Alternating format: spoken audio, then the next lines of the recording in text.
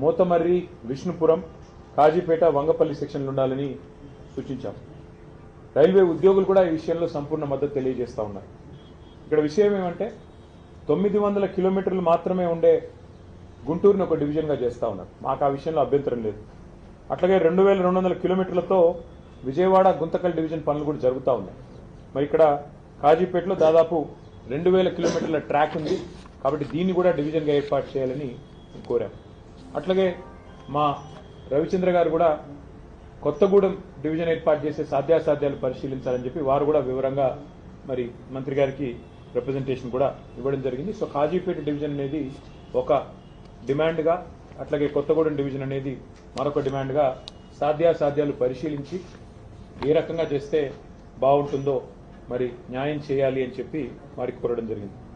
అట్లాగే మీరు హైదరాబాద్ నుంచి కరీంనగర్ దాకా ఉన్న కొత్తపల్లి మనోహరాబాద్ రైల్వే లైన్ ఏదైతే ఉందో, పెద్దలు కేసీఆర్ గారు ఆనాడు కేంద్ర మంత్రిగా ఉన్నప్పుడు 2004-05 సంవత్సరంలో ఆ రోజు అప్పటి ప్రధానమంత్రి మన్మోహన్ సింగ్ గారిని ఒప్పించి ఆనాటి కరీంనగర్ పార్లమెంట్ సభ్యుడిగా కేసీఆర్ గారు కొత్తపల్లి, మనోహరాబాద్, సిద్దిపేట, సిరిసిల్ల, వేములవాడ మీదుగా చొప్పదండి నియోజకవర్గం మీదుగా కరీంనగర్కు కలిపే ఈ బ్రాడ్ గేజ్ రైల్వే ప్రాజెక్టును ఆ రోజు మంజూరు చేయించారు, దాదాపు 21 సంవత్సరాల కిందట.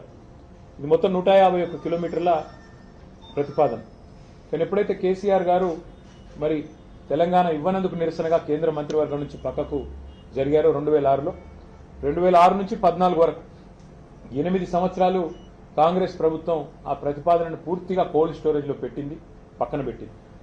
ఆ తర్వాత తిరిగి మళ్ళీ తెలంగాణ ఏర్పడ్డ తర్వాతనే మళ్ళీ ఇక్కడ కేంద్రంలో బీజేపీ ప్రభుత్వం వచ్చినాక మేము వారిని సంప్రదించి వారికి కొన్ని మరి కీలకమైన నిర్ణయాలు తీసుకోవడం వల్ల ముందుకు కదిలింది.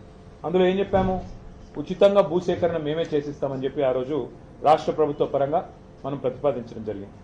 అట్లాగే 3వ వంతు ప్రాజెక్టు నిర్మాణ ఖర్చులో కూడా 3వ వంతు మేము భరిస్తాం, 1/3 కాస్ట్ మేము భరిస్తామని చెప్పాం.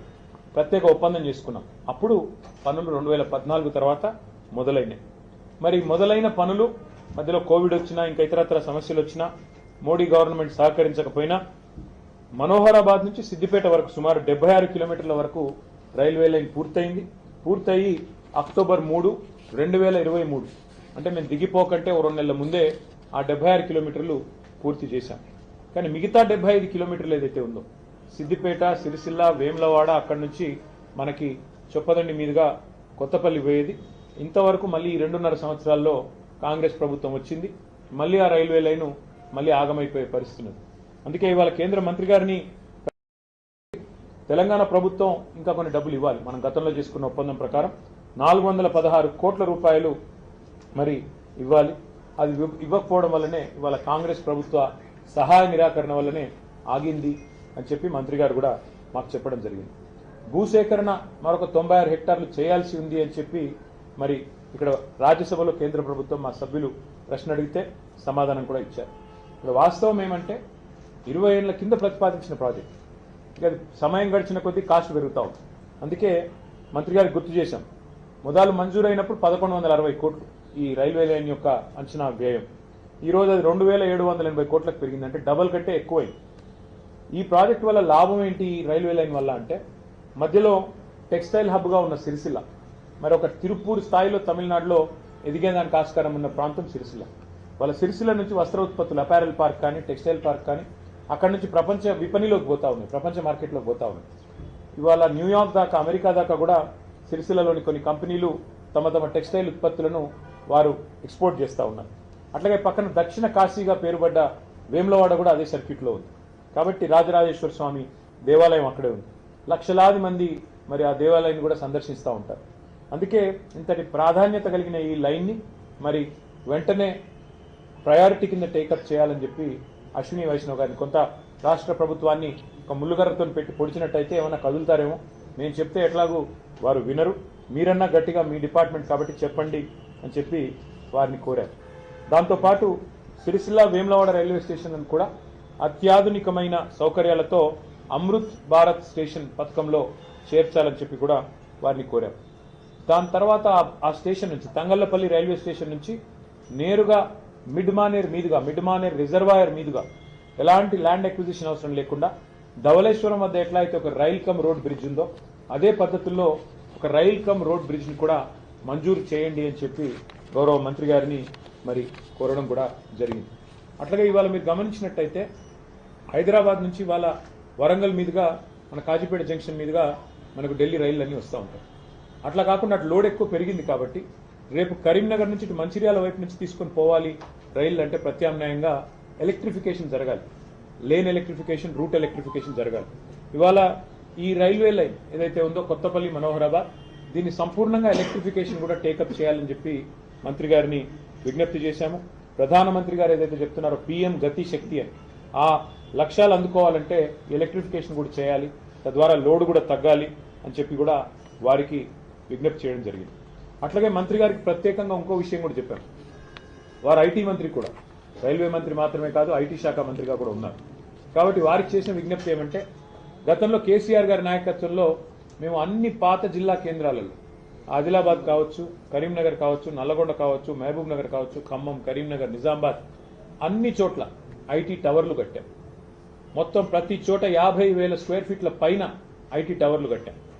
అట్లాగే వరంగల్లో అయితే జెన్పాక్, ఎల్ఎన్టీ, మైండ్ ట్రీ, టెక్ మహీంద్రా, అట్లాగే సైంట్ లాంటి కంపెనీస్ని కూడా తీసుకొచ్చి వాటితోన అక్కడ కార్యకలాపాలు ప్రారంభించాం. ఎక్కడి పిల్లలకు అక్కడే ఉద్యోగ అవకాశాలు రావాలి, ఎక్కడి పిల్లలు అక్కడే మరి వారు తమ తమ జిల్లాల్లోనే తమ తమ ప్రాంతాల్లోనే హైదరాబాద్కి వలస వచ్చే అవసరం లేకుండా మరి బ్రహ్మాండంగా అక్కడే స్థిరపడాలన్న కోరికతో ఈ ఐటీ హబ్లు అత్యాధునికంగా 10 కేంద్రాల్లో మేము కట్టాం. ఇవాళ అవన్నీ కూడా కాంగ్రెస్ ప్రభుత్వం వచ్చిన తర్వాత దివాలా తీసి బూత్ బంగ్లాలుగా మారిపోయే పరిస్థితి వచ్చింది. అందుకే ఇవాళ కేంద్ర మంత్రి గారిని ఏం కోరామంటే ముఖ్యంగా వరంగల్ అనేది హైదరాబాద్ తర్వాత 2వ అతిపెద్ద పట్టణం తెలంగాణలో. 10 లక్షల జనాభా ఉన్న పట్టణం, బ్రహ్మాండంగా పెద్ద ఎత్తున కాలేజీలు, పెద్ద ఎత్తున విద్యార్థులు ఉన్న ప్రాంతం వరంగల్. అక్కడ మంత్రి గారిని మేము కోరింది, మీరు మా గతంలో చేసిన పనులన్నీ వారికి వివరించి చెప్పాం, కానీ ఈ 2 ఏళ్లలో ఐటీ గ్రోత్ మందగించింది. ఇది మేము చెప్తున్న మాట కాదు, మేము చేస్తున్న ఆరోపణ కాదు.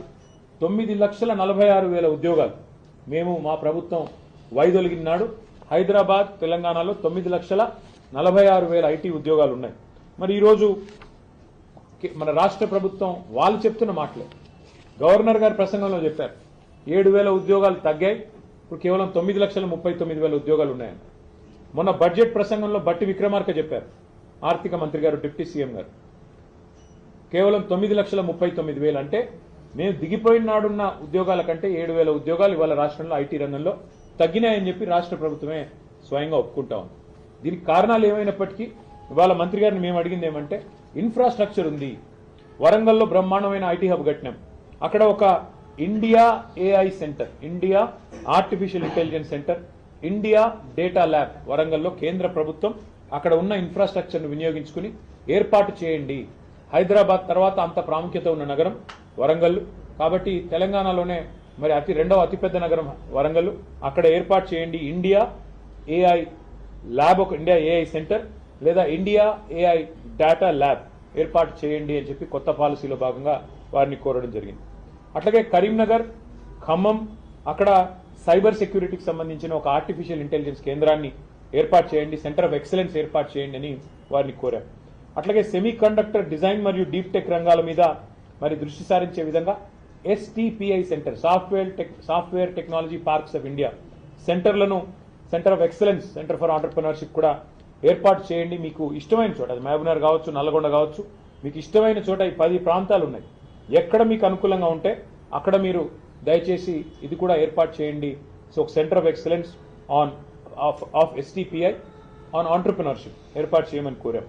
దాంతోపాటు మరి అందుబాటులో ఉన్న ఈ ఐటీ టవర్లలో అన్ని మౌలిక సదుపాయాలు ఉన్నాయి. రాష్ట్రమంతా T-Fiber కార్యక్రమాన్ని కూడా మా ప్రభుత్వమే చేసింది. కనెక్టివిటీ రాష్ట్రం అంతటా కూడా ఉంది. కాబట్టి పాలసీ ఫ్రేమ్వర్క్ కూడా సిద్ధంగా ఉంది, ఇన్ఫ్రాస్ట్రక్చర్ సిద్ధంగా ఉంది. ఈ అన్ని నగరాలు, అన్ని పట్టణాలు ఇప్పటికి మా ప్రభుత్వం వచ్చింటే ఉపాధి కేంద్రాలుగా మారే అవకాశం ఉంది. యంగ్స్టర్స్ కి హైదరాబాద్కి, బెంగళూరుకి పోయే అవసరం లేకుండా ఇంకా ఎక్కువ ఐటీ విస్తరణ జరిగేదానికి మా ప్రణాళికలు ఉండినాయి. కానీ ఈ ప్రభుత్వం, కాంగ్రెస్ ప్రభుత్వం పట్టించుకోవట్లేదు. మీరన్నా జోక్యం చేసుకొని వారికి తెలియజెప్పండి. ఈ Tier 2 సిటీస్ అంటే ద్వితీయ శ్రేణి పట్టణాలు, వాటిని మరి పెంచాలి, విస్తరించాలి. ప్రపంచవ్యాప్తంగా ఉన్న ట్రెండ్కు అనుకూలంగా మనం కూడా ఏఐని వినియోగించుకోవాలి, ఆర్టిఫిషియల్ ఇంటెలిజెన్స్ని అందులో భాగంగానే ఏఐ డేటా ల్యాబ్స్ కానీ ఏఐ సెంటర్స్ కానీ ఏర్పాటు చేయండి అని చెప్పి మరి కేంద్ర మంత్రి గారికి కొన్ని విలువైన సూచనలు కూడా చేయడం జరిగింది. దాదాపు అన్ని విషయాలు కూడా వారు విన్నారు. మరి విని తప్పకుండా పరిశీలిస్తానని చెప్పి మాటిచ్చారు. మాటిచ్చిన తర్వాత మరి రైల్వే అదేవిధంగా ఐటీ 2 రంగాలకు సంబంధించి కూడా చాలా సావధానంగా అన్ని కూడా వారికి వివరించి చెప్పాము. న్యాయం జరుగుతుంది అని చెప్పి ఆశిస్తాము. Thank you. ఢిల్లీకి వస్తుంది సీఎం రేవంత్ రెడ్డి ఉంటున్నటువంటి సమయంలోనే కేటీఆర్ వస్తున్నారు. ఇద్దరు ఏదో కోఆర్డినేషన్ చేసుకోవడానికి మీటింగ్ పెట్టుకోవడానికి వస్తున్నారని చెప్పి మధ్యాహ్నం ధర్మపురి అరవింద్ కామెంట్. అంటే ఆయన జూబ్లీ హిల్స్ లో ఉంటాడు, నేను కొద్ది దూరంలో ఉంటాను. మాకు ఢిల్లీ దాకా రావాల్సిన అవసరం లేదు. సీక్రెట్ మీటింగ్ అంటే రేవంత్ రెడ్డి గారు కేసులు పెట్టేది మా మీద, రోజు తెల్లారులేస్తే దాడి చేసేది మా మీద. రేవంత్ రెడ్డి గారికి రహస్య మిత్రులు బీజేపీ వాళ్ళని రాష్ట్రం అందరికీ తెలుసు. ఎందుకు ఇప్పుడు కేంద్ర మంత్రి బండి సంజయ్ గారి కొడుకును 9 రోజులు అరెస్ట్ చేయకుండా కాపాడింది రేవంత్ రెడ్డి గారు అని అందరికీ తెలుసు. కేంద్ర మంత్రి మరి కేంద్ర పథకంలో అమృత్ పథకంలో రేవంత్ రెడ్డి గారి బావమరిది కాంట్రాక్ట్లు ఇచ్చింది ఎవరో అందరికీ తెలుసు. కేంద్ర మంత్రులు ఇక్కడ ఉన్న వాళ్ళందరికీ తెలుసు. అట్లాగే ఇవాళ సింగరేణిలో కుంభకోణం జరుగుతుంటే కూడా అక్కడ సృజన్ రెడ్డి గారి నాయకత్వంలో రేవంత్ రెడ్డి గారి బావమరిది గారి నాయకత్వంలో భారీ కుంభకోణాలు జరుగుతుంటే మేము వచ్చి ఇక్కడ కంప్లైంట్ చేస్తే కూడా కేంద్ర ప్రభుత్వం స్పందించట్లేదని అందరికీ తెలుసు. హైదరాబాద్ సెంట్రల్ యూనివర్సిటీ భూముల మీద మేము ఉద్యమం చేస్తే, పిల్లలు ఉద్యమం చేస్తే అల్టిమేట్గా సెంట్రల్ ఎంపవర్డ్ కమిటీ మరి సుప్రీంకోర్టు అపాయింట్ చేసిన కమిటీ వచ్చి దీన్ని వెంటనే విచారించండి ఈడీ అని చెప్పారు. ఇంతవరకు మరి అతి లేదు గతి లేదు. ఈడీ దాడులు జరిగితే రాష్ట్రంలో మంత్రుల మీద, పొంగులేటి శ్రీనివాసరెడ్డి మీద 2 ఏళ్ల తర్వాత కూడా ఇంతవరకు కేసు లేదు. కాబట్టి ఎవరికి రహస్య మిత్రులు, ఎవరితో కలిసి ఉన్నారు రాష్ట్ర ప్రజలకి తెలుసు, మీకు తెలుసు. మరి మాకు రేవంత్ రెడ్డి గారిని కలవాల్సిన అవసరం కానీ, రేవంత్ రెడ్డి గారితో సంభాషించాల్సిన అవసరం కానీ మాకు లేదు. రేవంత్ రెడ్డితో తలపడుతున్నాం. ఆయన అరాచకాలను ఇవాళ ఒక మాట చెప్పాలంటే, నిన్న హైకోర్టు చెప్పింది హైడ్రా అనేది 9 తలల విషసర్పం అని చెప్పింది నిన్న హైడ్రా గురించి. ఏది? రాష్ట్ర హైకోర్టు. ఇంతకంటే చెంపపెట్టు ముఖ్యమంత్రికి ఏముంటుందని నాకు అర్థంగా సిగ్గుండాలి. బడాబాబులను మాత్రం వదిలిపెట్టి గరీబోళ్ల ఇండ్ల మీద పడి, బడాబాబులు అంటే ఎవరండి? రాష్ట్ర రెవెన్యూ మంత్రి పొంగులేటి శ్రీనివాసరెడ్డి ఇల్లు చెరువులో ఉంటుంది, దాన్ని హైడ్రా ముట్టదు. రాష్ట్ర ముఖ్యమంత్రి గారి సోదరుడు ఇల్లు ఎఫ్టీఎల్లో ఉంటుంది, దాన్ని హైడ్రా ముట్టదు. రాష్ట్ర మంత్రులు వివేక్ గారు, శాసన మండలి చైర్మన్ సుఖేందర్ రెడ్డి గారు, రాష్ట్రంలో ఇంకా కీలక నేతలు చాలా మంది బిల్డింగ్లన్నీ చెరువుల్లో ఉన్న, షికాల్లో ఉన్న వాటిని మాత్రం హైడ్రా ముట్టదు. ఎవరిని ముడుతుంది హైడ్రా? బీద, బిక్కి, మధ్యతరగతి ప్రజలు. నేను అడుగుతా ఉన్న ముఖ్యమంత్రిని, కబ్జా కోరులు అంటున్నావు, అందరికంటే పెద్ద కబ్జా కోరులే నీ అన్నదమ్ములు కదా. అందరికంటే ఎక్కువ ఆస్తి దోస్తున్నది, అందరికంటే ఎక్కువగా ఇవాళ విధ్వంసం చేస్తున్నది నీ మంత్రులు కదా. 1 కోటి ఎకరాలు నిషేధిత జాబితాలో పెట్టింది నీ మంత్రి కాదా? కేసీఆర్ గారు దిగిపోయినాడు, కేసీఆర్ ప్రభుత్వం దిగిపోయినాడు. రాష్ట్రంలో నిషేధిత భూముల సంఖ్య ఎంత అంటే, మొత్తం సైజ్ ఎంత అంటే 16 లక్షల ఎకరాలు. ఇవాళ 1 కోటి ఎకరాలకు చేరుకుంది. ఏ కారణం చేత పెడుతున్నారు 1 కోటి ఎకరాలు? 30% కమిషన్లు తీసుకోవట్లేదా నీ మంత్రులు? కబ్జా కోరులు, భూ దందాలు చేసేది, భూమిని ఇలా భూహారతిలాగా మింగుతున్నది నీ ప్రభుత్వం కాదా? నీ మంత్రులు కాదా? ప్రజలకు తెలియదా? కాబట్టి హైడ్రా పేరిట నువ్వు సృష్టిస్తున్న అరాచకం, పేదవాళ్ళ ఇల్లు కూలగొడుతూ, హైదరాబాద్లో ఒక ఇల్లు కట్టాడా 2 ఏళ్లలో, 2.5 ఏళ్లలో? ఎన్ని ఇల్లు కూలగొట్టావు నువ్వు? కొన్ని వేల ఇల్లు హైదరాబాద్లో కూలగొట్టి, ఒక్క ఇల్లు కట్టకుండా, ఒక్క ఇటుక పెట్టకుండా విధ్వంసం సృష్టించి, రియల్ ఎస్టేట్ను కుప్పగూల్చి నువ్వు డబ్బులు చేసుకుంటున్నావు. పెద్ద పెద్ద బిల్డర్లు ఇవాళ చెరువుల్లో ఇండ్లు కడుతుంటే, పెద్ద పెద్ద బిల్డింగ్లు కడుతుంటే నీకు కనబడదు, కానీ ఇవాళ పెద్ద పెద్ద మాటలు. అందుకే మేము అనేది హైడ్రా అనేది it has become a blackmailing extortion tool of Revanth Reddy.